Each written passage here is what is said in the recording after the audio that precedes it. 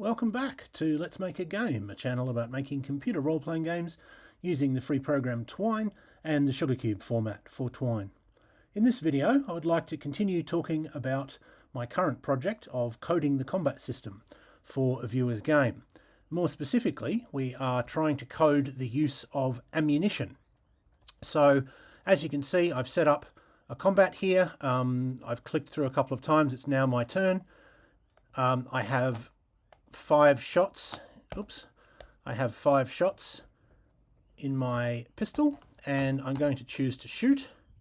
And once I choose the target, my ammo should go down by 1 because I've now coded ammunition going down when you shoot.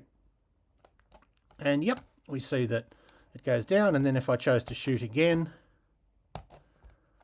it goes down again, as it should. I've also coded the system where ammunition goes down by a random number 1 to 6, which is a special attack that only a machine gun currently has. So, as usual, I'm going to spend the rest of the video showing you the code.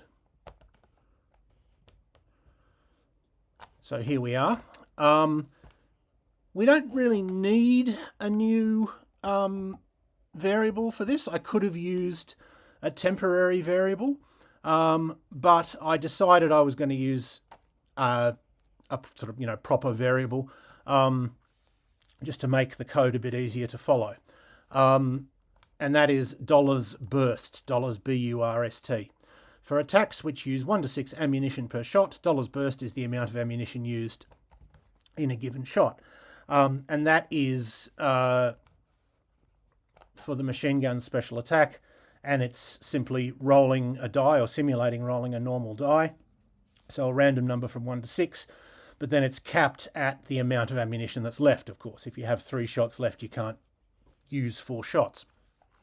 So all of the new code, apart from just a little note that variable exists, is in the passage PC side attacks. So we've already got, sorry, this is worth remembering. This isn't new, but it's worth remembering. X is the weapon name plus number. For example, pistol space 2. That is the attack that we're using, and it is the index that the array WEA underscore ATT uses. WEA underscore ATT stands for weapon attacks, or weapon attack, and it's the details of an individual attack. And one of those details, the one that we'll be dealing with today, is how the attack relates to ammunition. Does it use ammunition or not, or does it use 1 to 6 ammunition, or is it a one-off attack like throwing a grenade?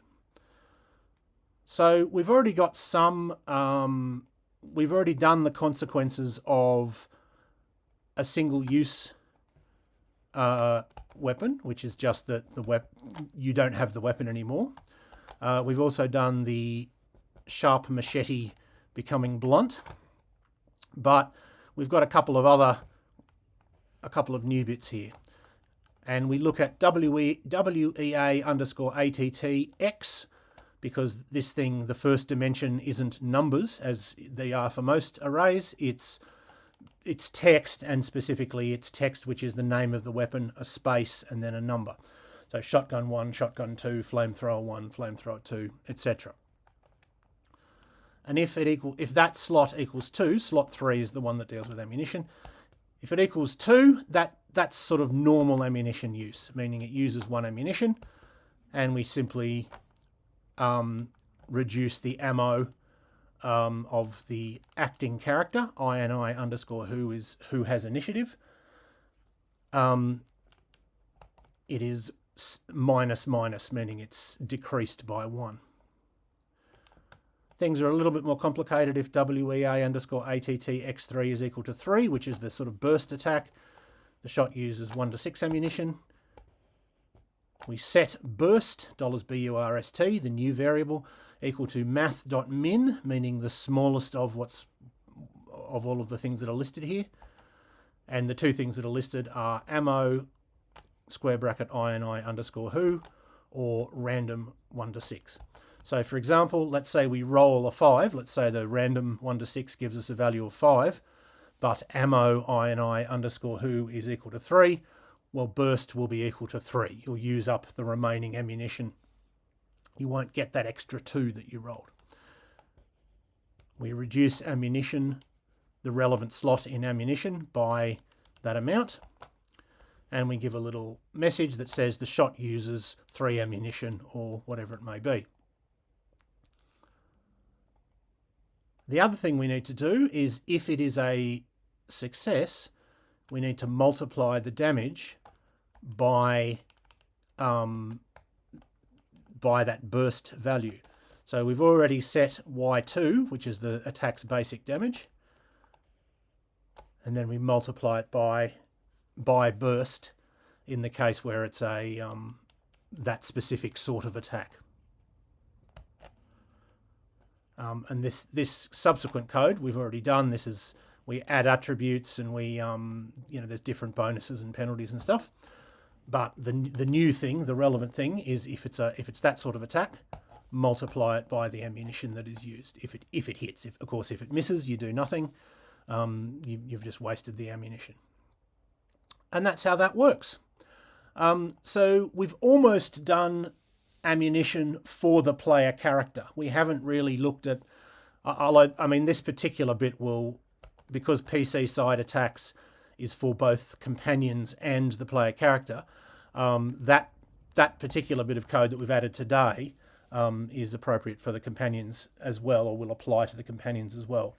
But we've basically haven't done anything else for the companions. For example, they shouldn't be able to attack. They shouldn't be able to choose an attack that requires ammunition if they don't have ammunition in that particular weapon. Also, you, the player character, should be able to order them to change their weapon or something like that. But we've almost done the player character's ammunition. What we need to do now is swapping weapons. We've done that with swapping between one hand and the other hand. The ammunition also swaps, but we need to have the weapons in the inventory have ammunition where that's relevant. And for when you equip a weapon or stow a weapon, it should move the ammunition as well as moving the weapon. So that's probably what I'm going to do next, but I will leave it there for now. I hope that was useful or interesting to at least some of you, and I hope you will tune in next time.